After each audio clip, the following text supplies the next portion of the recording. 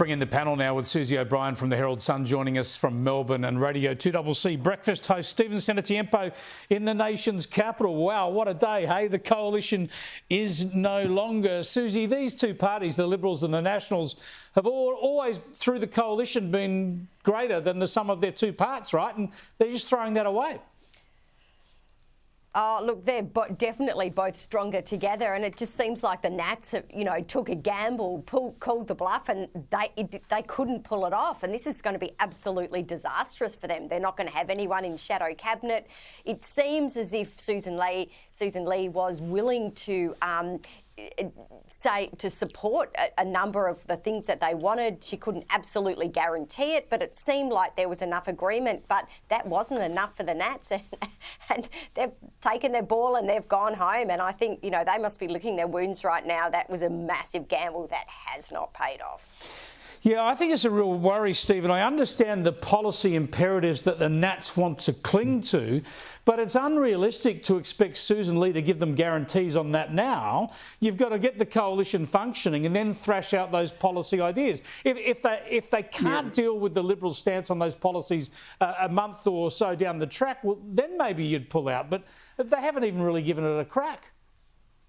No, see, Chris, I've got to disagree with you here. I think the fundamental difference here is the Nationals know what they stand for, the Liberal Party doesn't. And if you look at Susan Lee's press conference this afternoon, she said as much. We need time to work out what we believe in. I mean, this is the problem with the Liberal Party. It has lost its identity, doesn't know what it stands for. When we look at the demands that the Nationals, or the ones that we are told are the demands that the Nationals put forward, they were infinitely reasonable. Now, the National Party did not lose any of its seats. Let me just jump in and let you finish, though.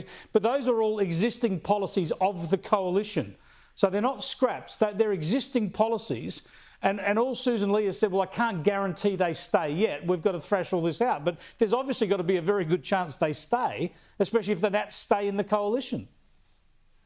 Well, if that's the case, then I think I think this is only a temporary split, and I think the coalition comes back together if the Liberals do get their act together. But the problem the Liberals have got is, and as I say, it's identity. The Nationals know exactly what they stand for, they know who they represent, and that's why they didn't lose any seats. The Liberal Party doesn't know what it stands for, and if you listen to all the rhetoric from its various members that have come out, I mean, it's been an absolute media rabble since the election, where the few members of the Liberal Party that have come out and spoken, they don't know what they stand for. They're saying that what we need to do is listen to the people who don't want us to win. We need to listen to what our opponents want, and that's how somehow we're going to win an election. No, they need to come up with a cogent policy platform. And if Susan Lee can't guarantee things that are already coalition policy, that were infinitely sensible, but they just couldn't sell at the last election, then they've completely lost the plot. And I think the Nationals are far better off being apart from it at the moment. Well, I mentioned earlier that the great man, former Prime Minister John Howard, is appearing on Andrew Bolt's program tonight. We've got a little snippet of that interview. I haven't seen it. Let's have a look. I am very sorry that this has happened, and I urge both parties to work overtime to put the coalition back together again. There's John Howard. That full interview will be with Andrew Bolt tonight. But, Susie, this is the point. I mean, John Howard knows more about this stuff than anybody else has forgotten over the years. And he went through the Joe for PM thing back in '87. He knows how important it is. And he's worried that in this time apart, they'll grow further apart. What if the Nats scrap net zero and the Libs sort of scrap nuclear or whatever? Then they're suddenly heading off in opposite directions.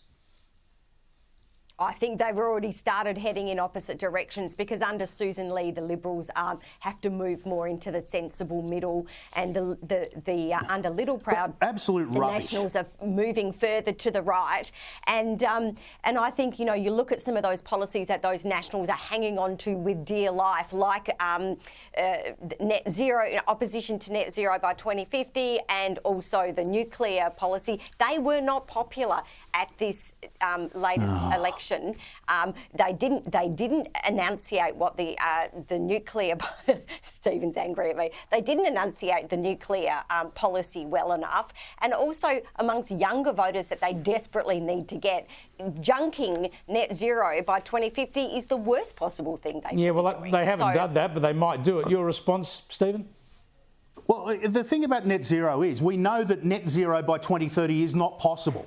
So, you know, Or you 2050 need to even. enunciate. OK, well, or even by 2050. It's not possible. So if you can enunciate that policy, you fix that problem. And all this rubbish about moving to the sensible centre, if the Liberal Party wants to move to the sensible centre, they need to move further to the right, because for the last 2 decades they've been moving towards the left. Now, everybody wants to paint a different narrative, but we need to start telling the truth, and they need to start waking up to themselves that what they need is centrist conservative policies, not this rabid lefty follow the leader stuff and all this Me Tooism that they went to the election with. Look, you know, stand for something. Anything will do. I think they've got to stick with those policies that the Nats want, but it looks impossible. I think you're both right in that kind of way. I just want to get your personal assessments, if there's time. I'll start with you, Susie.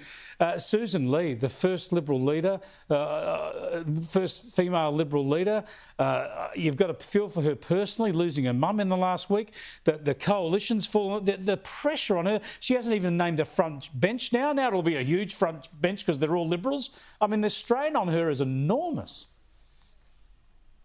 Yeah, the Herald Sun had a really nice, or News Corp papers had a really nice interview with Susan Lee about losing her mum, and she was alive long enough to see her daughter get elected to that position, and they sat around and enjoyed that moment. So that must have been at least one nice thing for her.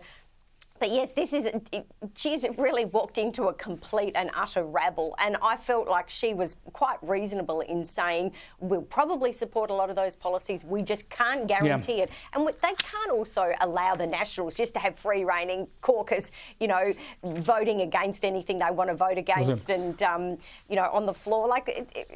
The Nationals, what they were wanting was not workable under. That's not a coalition. That's a unitary party within another party. That doesn't work. You've got 5 seconds, Stephen. Can she pull it together? Look, I don't think so, because, look, and condolences about the loss of her mum, but if she thinks this is pressure, imagine if she ever wins the big job. You know, so, I mean, this is what she signed up for. Yeah, thanks, Stephen. Thanks, Susie. Really appreciate it. A hell of a day.